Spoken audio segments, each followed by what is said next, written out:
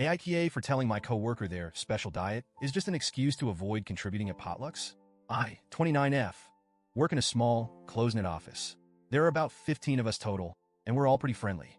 Our office is the kind of place that really values team bonding events. Think escape rooms, pizza Fridays, and most importantly, potlucks. Now, I'll admit it, I love a good potluck. There's something special about seeing what everyone brings, trying new dishes, and sharing food. It's like this unspoken way of showing care. Sue brings her famous buffalo dip. Tom always shows up with his incredible smoked ribs, and I've got my lasagna that everyone raves about. More on that later. We usually plan these potlucks a couple of weeks in advance, so no one's blindsided. And the rule has always been simple. Bring something to share. It doesn't have to be fancy. If you're not a cook, pick up chips, cookies, or soda from the store. Just contribute. It's more about the effort than anything else. Enter Jake, 34M. Jake joined our office about a year and a half ago. At first, he seemed nice enough, quiet, kind of a keeps-to-himself guy, but perfectly polite. The potluck issue didn't come up right away because our first couple of events happened when he was still new, and people cut him some slack. But as time went on, something became very clear. Jake never brings anything. Ever. Now, before anyone jumps on me, I want to make something crystal clear. I have zero issues with people who have dietary restrictions. Allergies? Totally valid. Vegan? Cool. Gluten-free? Do your thing. I'm not the just eat it, it's fine person.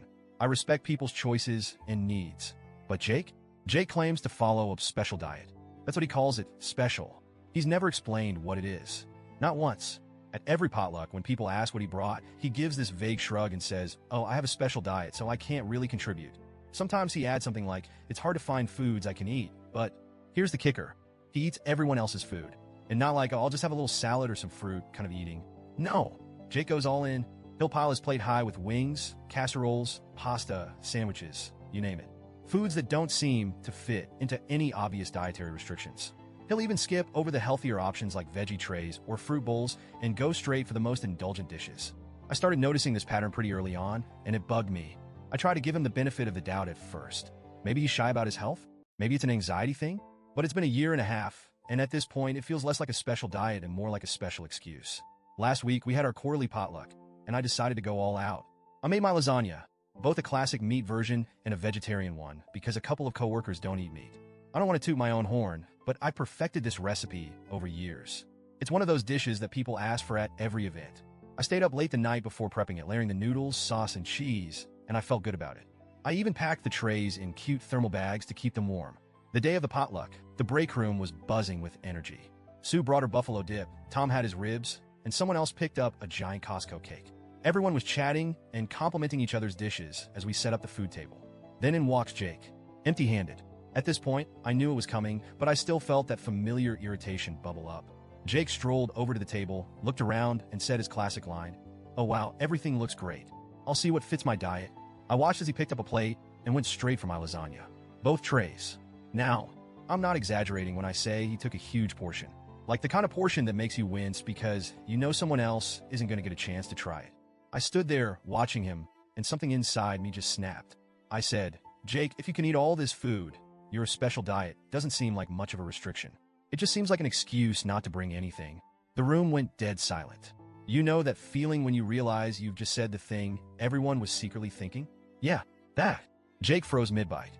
His face turned red, and he mumbled, I didn't have time to cook." I shot back, "That's fine, but you could have picked up something simple. Chips? Soda? It's not about the cooking. It's about contributing." He didn't say anything after that. He just put his plate down, muttered, "I think I'm going to head out," and left the room. The break room was awkward after that. A couple of people whispered, but no one outright said anything for a while. I felt this weird mix of satisfaction and guilt. I said what I said, and I meant it, but I also didn't want to humiliate the guy. Later in the day, a couple of coworkers came up to me. One of them, Megan, said, "I think you were a little harsh. You could have pulled him aside instead of calling him out in front of everyone." Fair point. I probably could have handled it better. But then others, like Tom and Sue, quietly told me they were glad I said something. Apparently, I wasn't the only one who'd noticed Jake's freeloading. Tom even joked, "I've been wondering if his special diet was just free food only." Still, I couldn't shake the guilt. I didn't want to be the office bully. I wasn't trying to make Jake feel small. I just wanted him to realize how unfair it is for him to take advantage of everyone else's efforts. The thing is, Jake's excuse, "I didn't have time to cook," just doesn't sit right with me. These potlucks are planned weeks in advance. Everyone else, even the busiest people in the office, manages to bring something. Sue's got 3 kids and still whips up her buffalo dip. One guy picked up a 12-pack of soda on his way to work. It's not that hard, and I wouldn't even care if Jake showed up with something tiny like a bag of pretzels. I really wouldn't. It's not about the value of what you bring, it's about the effort. But Jake, he's been skating by for over a year, taking full advantage of everyone else's generosity. And yeah, maybe I shouldn't have snapped at him publicly, but I honestly feel like he needed to hear it. The office has been a little weird since then. Jake didn't show up for the last couple of days, and I've been wondering if I owe him an apology. On one hand, I think I could have handled the situation more tactfully. I'm not proud of embarrassing him. But on the other hand, I stand by what I said. Potlucks are about sharing, and it's not fair for one person to take without giving. It's basic courtesy. So, Reddit, AITA for calling out Jake in front of everyone? Should I have spoken to him privately instead? Or was I justified in saying something, given how long this has been going on?